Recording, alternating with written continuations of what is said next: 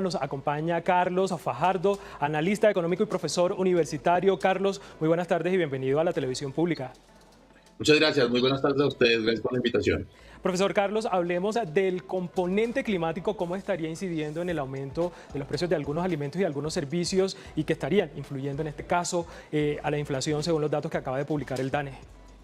Bueno, realmente en este momento lo que estamos viendo es que 8 categorías de las 188 subclases que mide el DANE explican el 99% de la inflación total.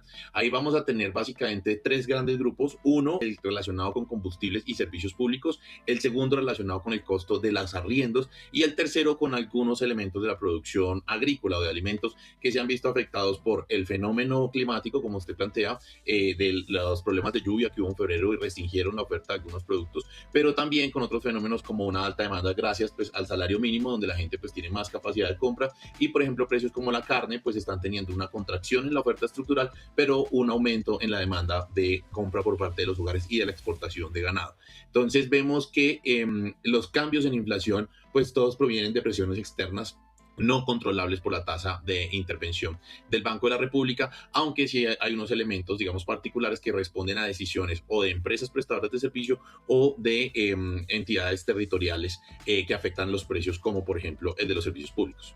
Ahora, hablando de servicios públicos, en este caso el servicio de agua, por ejemplo, fue uno de los que más aumentó. ¿A qué se debe este aumento y, digamos, cómo estaría también impactando en el bolsillo de los colombianos? Sí, definitivamente el aumento del agua fue el del servicio del agua, es el que más golpea la inflación en el mes de mayo.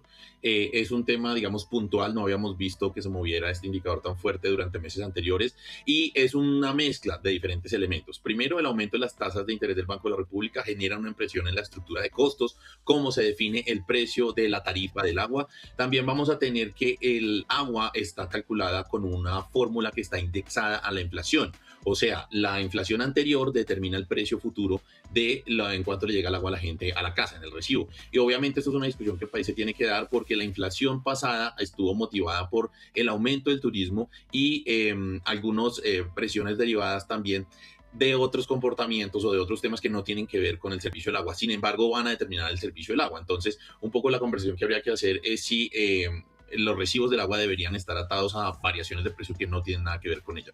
La otra razón es que en algunas ciudades como en Tunja hubo unos procesos de reestratificación de los hogares, cambiaron o aumentaron de estrato los hogares. Lo mismo en Medellín, en Manizales y en Armenia se consolidaron algunos proyectos de infraestructura, lo cual incrementa el componente de activos fijos o del componente, digamos, de toda la construcción de esa infraestructura que se incluye dentro del precio de la tarifa. Entonces vamos a ver que en ciudades muy específicas se jalonó toda la inflación del agua, entre las que ya les mencioné están Medellín, Tunja, Manizales, Armenia, Ibagué y algunas otras áreas urbanas que son los que principalmente jalonan este tema. No hay que olvidar también que el suministro de agua tiene una correlación menor, pero también importante, con el costo del combustible, precisamente porque uno de los mayores costos del suministro de agua es la generación de energía para prender las estaciones de bombeo. Entonces, cuando sube la electricidad, que también está impulsada por el cálculo afectado por el mayor aumento del petróleo, pues también le va a aumentar usted el recibo del agua. Entonces, esta es la categoría que más presiona en este mes.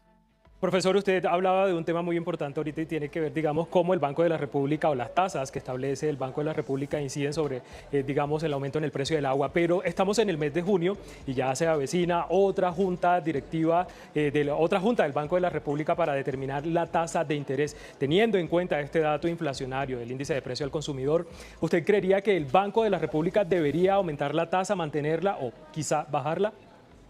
No, claramente, como lo hemos mencionado, desde el mismo enero, desde el mismo aumento de 100 puntos básicos que hizo la Junta Directiva del Banco de la República, no hay ninguna evidencia técnica que justifique el aumento de la tasa de interés, ni el aumento que hubo en enero, ni el aumento que hubo en marzo.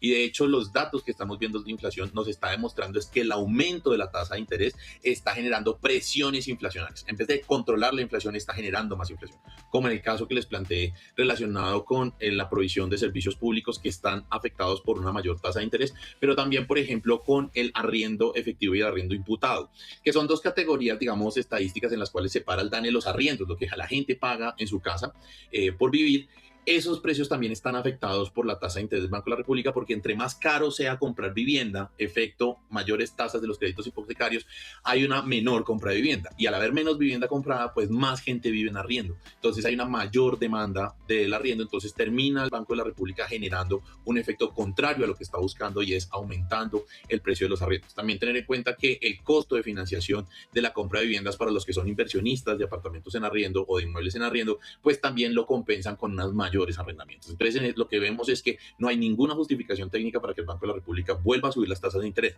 Sin embargo, lo que ha demostrado, por lo menos en lo que ha pasado este año en la Junta Directiva, es que más allá de decisiones técnicas o basadas en la evidencia, lo que están es tomando decisiones basadas en algo de especulación, unas supuestas presiones futuras, digamos, preguntas que le hacen a ciertos analistas que, como ya confirmó el mismo banco, la mayoría son centros de estudio solamente de entidades financieras, sin tener en cuenta el sector real.